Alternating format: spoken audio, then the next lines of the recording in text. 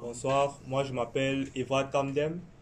Je viens de la ville de Bologne, précisément en Italie, pour ceux qui le savent, dans la région Emilia-Romagna. Alors, je suis camerounais euh, de l'Ouest, mais j'ai grandi à Yaoundé et je suis arrivé ici en Europe en 2014. Donc, je suis arrivé pour faire mes études en ingénierie mécanique. Et après 2 ans d'études, lorsque je poursuivais. Déjà, avant de venir, moi, je venais faire l'ingénierie parce que je me disais qu'en étant ingénieur, moi, je devais être riche. Parce que moi, je suis ici d'une famille modeste. Et moi, je venais ici sachant que, bon, quand moi, je vais faire ingénierie mécanique, quand je vais finir, j'aurai 2000 € ou 2 ou 3000 €. Je serai bien, j'aurai une belle maison, je vais m'occuper de maman, de papa, de mes petits frères et tout et tout. Et moi, je ne connaissais pas les réalités de l'Europe. Donc moi, je voyais l'Europe un peu comme toute bonne personne qui sont au pays, qui ne voient que des belles images. Alors donc c'était un peu ça. Alors quand moi j'arrive ici, dans la ville de Bologne, je débute les études et la première année passe, la deuxième année passe. Et c'est où j'ai fait la rencontre d'un entrepreneur qui s'appelle Bolivie Wakam. Lui, il fait dans le secteur des énergies renouvelables. Donc, il est de la même génération que Kevin, si je ne me trompe pas. Il est de la ville de Bologne. Je l'ai rencontré dans une chambre étudiante, un peu comme celle-ci, avec un autre confrère qui s'appelle Émile Cogne, qui lui aussi fait dans l'énergie renouvelable. Il y avait aussi d'autres qui, Gisfab Sama, qui fait dans la couture et autres.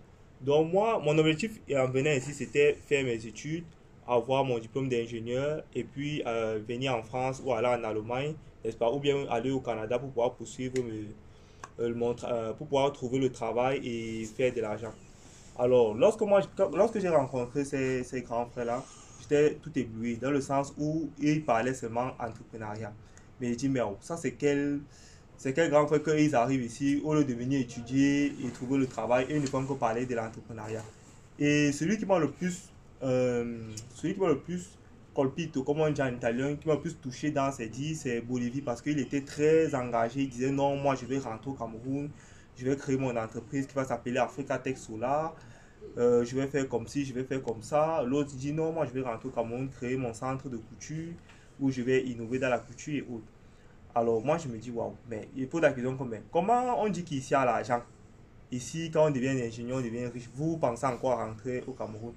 Ceux me font comprendre que non, l'Europe n'est pas comme tu penses là. Parce qu'ici, lorsqu'on gagne de l'argent, n'est-ce pas, l'argent va beaucoup dans les dépenses. C'est-à-dire, ça va dans les factures, ça va dans la maison, ça va dans le gaz, l'électricité. Et parfois même, on n'arrive pas à épargner. Parce qu'il y a des crédits qu'il faut payer, la crédit à la consommation, pour ceux qui connaissent, et tout et tout. Donc comme ça, j'étais vraiment stupéfait. Et j'ai demandé alors, bon, pourquoi toi tu choisis le secteur des panneaux solaires? Parce que Bolivar, quand lui va rentrer au Cameroun, parce qu'aujourd'hui c'est un chef d'entreprise au Cameroun, et il fait précisément dans les énergies solaires. Il dit, mais pourquoi toi tu veux faire ça? Pourquoi tu ne deviens pas ingénieur énergétique et tu vas travailler en France? Il dit, non, non, non, non, moi je pense comme ça parce que je vais apporter de la valeur dans mon pays, n'est-ce pas? Pour pouvoir créer de la richesse. Alors, c'est alors comme ça qu'on va se séparer. Mais moi, dans ma tête, je disais toujours, non, non, ma mère m'a envoyé ici pour venir être ingénieur. Moi, je ne vais pas venir blaguer. Moi, je suis là pour sortir ingénieur mécanicien et devenir riche, entre guillemets. Alors, c'est comme ça qu'un jour, on faisait cours de mécanique, il y a l'un de mes camarades italiens qui s'appelait Ferrari. Déjà, parce que moi, je m'appelle Evrard Kamdem. Lui s'appelait Ferrari. Et on était en train de faire cours comme ça. Et après le cours, le gars dit que quand il va prendre son diplôme, il va partir travailler dans l'entreprise de son père. J'ai dit, mais dans l'entreprise de ton père, comment? Il dit, non, mon père a une entreprise. Moi, je suis seulement ici là pour étudier. Dès que j'ai fini d'étudier comme ça, moi, je vais dans l'entreprise de mon père. Il dit, ok, il n'y a pas de problème. J'ai dit, waouh, waouh, c'est bien. Une semaine après, il y avait une journée porte ouverte dans des technologies, n'est-ce pas, dans l'université de Bologne. Et c'est comme ça que son papa arrive et il y avait tout le monde là. Et puis son papa était tellement content de lui parce qu'il avait des bonnes notes dans quelques matières de mécanique. Et c'est où maintenant il dit que non, que dès qu'il finit ses études, son père, il continue, il va travailler dans l'entreprise de son père que son père a battu pendant 20 ans. Et il me fait savoir que son père, lui, n'a même pas le BPC. Que lui, il n'a que le CEP. Mais il a battu une grande entreprise qui emploie les ingénieurs. Et il dit, mais Dans ma tête, j'ai dit que mais, comment se fait-il que quelqu'un qui n'a même pas fait des longues études, lui crée une grande entreprise pour pouvoir embaucher des personnes qui ont des grands CV? C'est où ça m'a un peu mis à réfléchir. Alors, j'ai demandé à mon ami que bon, est-ce que je ne pourrais pas passer même chez vous comme ça, visiter un peu votre entreprise? Non, j'étais curieux. Il dit qu'ok, il n'y a pas de problème. Le jour là, vraiment, que je suis arrivé dans l'entreprise là, ça m'a vraiment, j'étais vraiment, j'avais un sentiment de honte un peu. Honte dans le sens où j'avais plus fréquenté que le papa là, mais l'entreprise que j'ai vue, j'étais vraiment dépassé, non. Lorsque j'arrive chez eux, leur maison, c'était un château, et l'usine était au sous-sol. Parce que moi, je ne comprenais pas. Quand moi j'avais dit que mais l'entreprise, ils me disent allons seulement. C'est quand on va, c'est quand j'arrive dans leur maison, on va au sous-sol, je vois toute une entreprise de vin dont déjà leur maison est sur 16 hectares de terrain. Donc on allait, on roulait, on n'arrivait toujours pas. J'ai dit que mais c'est toujours, il dit que non, c'est notre maison comme ça. Et quand on arrive maintenant, je vais au sous-sol, je vois toute une entreprise au sous-sol, mais le dessus c'est la maison, donc on ne voit pas l'entreprise. Au sous-sol, il y a des entreprises où on transforme les raisins, n'est-ce pas, en vin et on exporte en Allemagne, en France, aux États-Unis et autres. Et c'est depuis ce jour-là où j'ai le déclic. J'ai dit que non, aujourd'hui, il faut que je revoie ma façon de penser. Mais je me suis alors demandé, mais comment ce papa a fait pour pouvoir bâtir une si grande entreprise alors qu'il n'a pas les diplômes? Qu'est-ce qu'il a que moi je n'ai pas? Qu'est-ce qu'il a que peut-être mon professeur, parce que moi j'ai les professeurs de mécanique qui ont dans les 60 ans, j'ai les professeurs d'économie, j'ai les professeurs, mais eux ils ne sont pas riches. Eux ils viennent, ils donnent cours à l'université de Bologne et puis ils rentrent. Mais qu'est-ce que le papa là a que mes professeurs n'ont pas?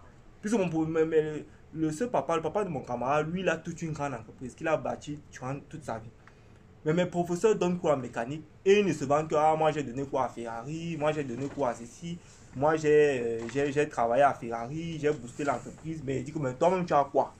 Tu ne fais que dire que tu as donné cours, tu as boosté l'entreprise, mais toi-même tu as quoi? Alors que voilà le père de mon ami qui a le CEP, mais il a toute une grande entreprise. C'est où alors je suis allé voir le père de mon ami humblement, j'ai dit Buonasera, bonsoir monsieur, j'apprécie vraiment vraiment ce que vous faites, mais comment vous avez fait pour pouvoir bâtir tout ça? C'est où alors il a pris tout son temps pour me raconter son histoire, non? Il m'a dit que très jeune dans les années 80, il n'avait pas, il avait beaucoup de frères et sœurs et c'est comme ça qu'il s'est lancé dans la vie active. Au départ, il est parti travailler pour quelqu'un pour pouvoir l'aider à cueillir les raisins. C'est comme ça qu'au fur et à mesure, il a appris comment ça se passe, la cueillette des raisins et autres, à transformer le vin. Et c'est comme ça qu'au fur et à mesure, il a lancé sa première marque de vin. Au départ, même, il n'avait même pas de plantation. Donc, il prenait le vin du patron qui faisait transformer en petite quantité et il faisait 3 bouteilles, 4, 5, 10 bouteilles, 100 bouteilles. Et c'est comme ça que lui-même, au fur et à mesure, il a commencé à avoir ses propres plantations et il est devenu un grand industriel comme il est devenu. Et je lui ai dit que, mais donc pour commencer, tu n'as pas fait un prêt de 1 million. Il dit non, non, non, j'ai commencé avec les petits moyens que j'avais.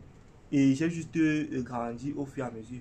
Il dit ok, donc pour faire une entreprise, il ne faut pas avoir un PhD. Il dit non, non, non, moi je n'ai même pas fait. Toi, tu es même plus intelligent que moi. Mais tu es plus intelligent que moi. Il dit que moi, il dit oui, oui, tu es même plus intelligent que moi. Mais seulement que la seule différence qu'il y a entre toi et moi, c'est que moi j'ai le courage, j'ai l'audace, moi je vois grand et je suis persévérant. J'ai une intelligence économique très très poussée. C'est ça qui fait de moi ce que je suis aujourd'hui. Et je sais contenir mes peurs. C'est-à-dire que quoi? Ce qui c'est pas fondamentalement, n'est-ce pas, un salarié d'un entrepreneur, ce sont les peurs. Parce qu'un entrepreneur, c'est quelqu'un qui sait canaliser ses peurs, n'est-ce pas, pour pouvoir euh, aller de l'avant, pour pouvoir aller vers ses rêves. Mais généralement, une personne qui est salariée pense dans le sens d'augmentation de son salaire. Il pense de comment je vais travailler plus durement, n'est-ce pas, pour pouvoir augmenter mon salaire. Comment je vais faire, n'est-ce pas, pour pouvoir faire des formations pour augmenter en grade, n'est-ce pas? Donc c'est comme ça, en fait, la pensée salariale. Pourtant, l'entrepreneur, lui, il pense à donner. Il pense à quel est le produit que je vais faire qui va intéresser les gens. Quelle est la plus-value que je vais donner au plus grand nombre de personnes pour pouvoir être récompensé, n'est-ce pas, pour ce que je donne. Donc, fondamentalement, que ce soit l'entrepreneur ou bien le salarié, ils sont différents. Et c'est cette différence-là que le papa m'a enseigné. Alors, lorsqu'il m'a enseigné là, j'ai dit que, ok, moi qui suis maintenant dans la voie du salariat, puisque l'école nous forme à être des salariés. Il a dit, comment alors je peux faire pour devenir comme toi?